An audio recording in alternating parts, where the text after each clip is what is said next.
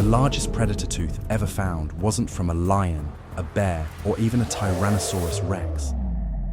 It was from a fish, a single triangular tooth, 7 inches long, serrated like a steak knife, designed to punch through bone and muscle in one clean bite.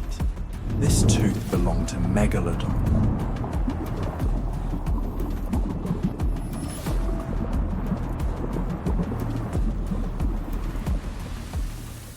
And scientists estimate the animal that carried it stretched somewhere between 50 and 60 feet long, weighed close to 60 tons, and possessed a bite force that could crush a car. For perspective, a great white shark averages around 15 feet. Megalodon was 3 times that length and outweighed it by a factor of 30. This wasn't just a bigger shark, this was an entirely different category of predator. What's strange is how little physical evidence we actually have. No complete skeletons, no intact jaws, just teeth. Thousands of them, scattered across ocean floors worldwide, preserved because they're made of dense enamel that resists decay.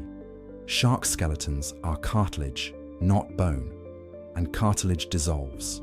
So everything we know about Megalodon comes from fragments, mathematical models, and comparisons to modern relatives that don't come close to its scale. The first Megalodon teeth were unearthed centuries ago, but nobody knew what they were. In medieval Europe, people thought they were dragon tongues turned to stone. Some cultures believed they were serpent fangs, cursed relics from ancient myths. It wasn't until the 1600s that naturalist Nicola Steno examined a shark and realized the so-called tongue stones matched shark teeth exactly, just far, far larger. Even then, the scale didn't register. Early scientists assumed these came from oversized versions of known species. The true size wasn't calculated until the 20th century, when researchers started measuring tooth width, comparing root structure to modern great whites, and working backwards. What emerged was an animal that redefined the upper limits of marine predation. Megalodon lived from roughly 23 million years ago until about 3.6 million years ago. That's an extraordinarily long reign. For context, modern humans have existed for around 300,000 years. Megalodon dominated the oceans for more than 20 million, spanning multiple ice ages, continental shifts, and ecosystem collapses. It witnessed the rise and fall of entire marine species. It outlasted countless other apex predators. And then, relatively suddenly, it vanished. But while it existed, it ruled without competition. The bite force alone tells you everything. Researchers used computer models to estimate Megalodon could bite down with a force between 24,000 and 40,000 pounds per square inch. A great white tops out around 4,000. A saltwater crocodile, often considered one of the most powerful biters alive, reaches about 3,700. Megalodon wasn't just stronger, it operated on a different scale of physics entirely. That kind of force doesn't just wound prey, it disables it instantly. Fossil evidence shows whale bones with enormous gouges carved clean through the vertebrae. Some bones show bite marks that match Megalodon teeth perfectly, and the damage suggests the shark didn't need multiple attacks. One strike to the spine or flipper, and the whale was immobilized. From there, it was just a matter of time. Whales were the primary target. Specifically, baleen whales, the massive filter feeders that dominated Miocene and Pliocene oceans. These weren't small animals. Some species stretched over 30 feet long and weighed several tons. To Megalodon, they were groceries. Fossil sites in places like South Carolina, Peru, and parts of Europe contain whale remains with telltale bite patterns, often concentrated around high-energy areas like flippers and tail flukes, the parts a predator would target to cripple mobility. Interestingly, Megalodon didn't always finish its meals. Some fossils show partial feeding, as if the shark took what it needed and moved on. This suggests Megalodon didn't kill for sport or defense. It killed efficiently, consuming only enough to sustain its massive metabolism before continuing its hunt elsewhere. Size, however, comes with trade-offs. A 60-ton predator needs an absurd amount of food. Estimates suggest Megalodon required around 2,500 pounds of meat per day just to maintain its body weight. That's more than a ton of food daily, every single day, for its entire adult life. Miss a few meals and the energy deficit becomes catastrophic. This dependency shaped everything. Megalodon couldn't afford to hunt in areas with low prey density. It needed oceans rich in marine mammals, specifically large, slow-moving whales that provided maximum caloric return for minimum effort. Coastal regions with abundant whale populations became prime hunting grounds. Fossil teeth cluster heavily in these zones, suggesting Megalodon didn't roam aimlessly. It followed the food. But there's something else worth noting. Megalodon wasn't solitary by choice. It was solitary by necessity. An animal this large, with this kind of appetite, couldn't share territory. Two megalodons in the same region would decimate local whale populations within weeks, so they spread out, carving vast hunting territories across temperate and subtropical waters, rarely crossing paths except perhaps during mating, an event we know almost nothing about. Reproduction is another blank spot. Sharks today give birth to live young in some species, lay eggs in others. Based on Megalodon's closest relatives, scientists believe it was viviparous, meaning it gave birth to live pups. But how many? How often? Where did they raise their young? We don't know. Some researchers speculate that juvenile megalodons stayed in shallow coastal nurseries, similar to modern great whites, feeding on smaller prey until they reached a size where they could hunt whales themselves. What's certain is that baby megalodons weren't small. Estimates suggest newborns measured around 6 to 7 feet long at birth, already larger than many adult sharks today. Even as infants, they were apex predators in their own right. The teeth themselves reveal more than size. They show evolution in action. Megalodon teeth are broad, triangular, and heavily serrated, optimized for cutting through thick blubber and dense muscle. The serrations aren't uniform. They're irregular, almost ragged, designed to saw rather than slice. This is the hallmark of a predator that tackles massive, tough-skinned prey. Compare that to a great white's teeth, which are narrower and more pointed, built for gripping and tearing fish and smaller marine mammals. Megalodon didn't need to grip. It needed to disable. One bite, maximum damage, move on. And the teeth replaced constantly. Sharks grow new teeth in rows throughout their lives. When one falls out, another moves forward to take its place. Megalodon likely went through thousands of teeth over its lifetime, which explains why we find so many scattered across the ocean floor. Each tooth is a snapshot of a moment, a hunt, a meal, a life lived in pursuit of survival. But here's what makes Megalodon genuinely strange. It didn't just dominate its environment, it shaped it. The presence of a 60-foot apex predator fundamentally alters how every other species behaves. Whales would have evolved migration patterns to avoid Megalodon hunting grounds. Smaller predators would have scavenged its leftovers. Entire ecosystems structured themselves around the assumption that Megalodon was always hunting, always hungry, always present. And then, around 3.6 million years ago, it wasn't. The extinction didn't happen overnight. It unfolded across hundreds of thousands of years, a slow collapse disguised as stability until the system finally broke. Three forces converged: climate shift, prey collapse, and competition. Each alone might have been survivable. Together, they became insurmountable. Start with temperature. Around 3.6 million years ago, Earth entered a cooling phase.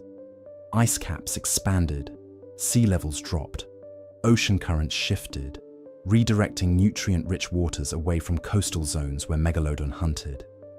The planet wasn't freezing, but it was changing fast enough to destabilize the ecosystems Megalodon depended on.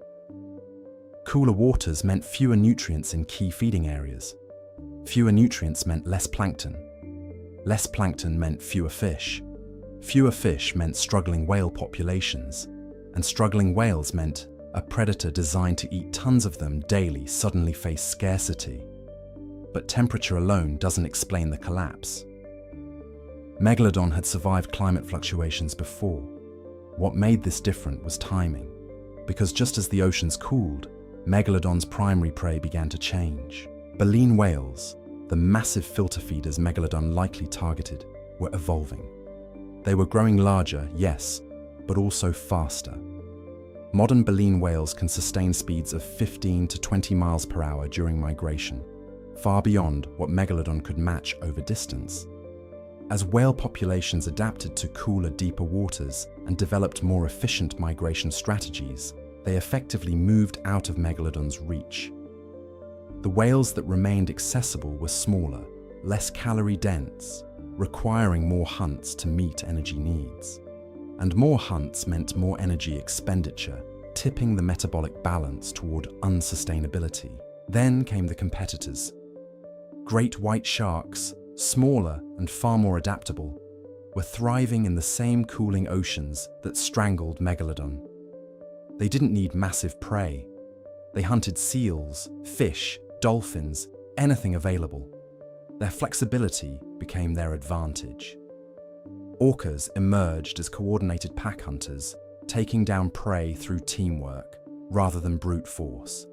They could target the same whales Megalodon hunted, but with strategy, communication, and far lower individual energy costs. Megalodon couldn't compete on those terms. It was built for a specific world, one where size equaled dominance and food was abundant enough to fuel that size. When the world shifted, Megalodon had no backup plan. Fossil records show the decline clearly. Megalodon teeth, once widespread across temperate and subtropical zones, become increasingly rare after 4 million years ago. By 3.6 million years ago, they vanish almost entirely. There's no evidence of a sudden catastrophic event. No asteroid impact, no mass die-off, just absence. Some researchers have suggested that Megalodon might have survived in isolated pockets longer than the fossil record indicates. Deep ocean trenches, remote regions we've barely explored. It's an appealing idea, the notion that something so dominant could still be out there, hidden. But the biology doesn't support it. An animal that size can't hide. It needs vast hunting territories, abundant prey, and regular access to surface waters. Even if a small population survived past 3.6 million years ago, it would have left traces, teeth, vertebrae, feeding scars on whale bones. We've found none. Megalodon is gone, and with it, an entire ecological role disappeared. That absence reshaped marine ecosystems in ways we're still mapping. Whale populations, no longer under constant pressure from a 60-foot apex predator, diversified and expanded. Smaller predators filled niches Megalodon once monopolized. The entire structure of ocean food webs reorganized around the vacuum it left behind. What's strange is how quickly we forgot. Megalodon ruled for nearly 20 million years, yet within a few million years of its extinction, the oceans had moved on. When scientists finally reconstructed Megalodon in the 19th and early 20th centuries, they got it wrong. Early models depicted it as an oversized great white, simply scaled up. Museums mounted jaws based on this assumption, creating circular, symmetrical reconstructions that looked impressive but weren't accurate. Modern research corrected this. Megalodon's jaw was broader, more robust, with different proportions. Its body was likely stockier than a great white's, built for power rather than speed. The oceans don't care what ruled them before. They only care what can survive now. And for all its dominance, for all its size and power, Megalodon couldn't adapt fast enough. It was too specialized, too dependent, too locked into a strategy that worked perfectly until it didn't. The fossils remain. Teeth scattered across ocean floors, embedded in cliffs, locked in museum drawers. Each one a fragment of a life that demanded everything from the ocean, and for millions of years, got it. But the animal itself is gone. No descendants, no evolutionary successors. No lineage carrying its legacy forward. Just extinction, total and final. Megalodon didn't lose to another predator. It lost to time, to change, to the same forces that have erased countless species before, and will erase countless more. The ocean doesn't remember. It just keeps moving, indifferent to what once was, focused only on what survives next. We spend so much time imagining Megalodon as invincible that we miss the actual lesson. This wasn't a creature that failed because it was weak. It failed because it was perfect for a world that stopped existing. Every adaptation that made it dominant became a liability the moment conditions shifted. The size that let it overpower whales became an anchor when prey grew scarce. The metabolism that fueled its hunts became a death sentence when food sources collapsed. The specialization that made it the apex predator left it no room to pivot when the oceans cooled. Evolution doesn't reward dominance, it rewards flexibility, and Megalodon had none. The strangest part isn't that it went extinct. Most species do.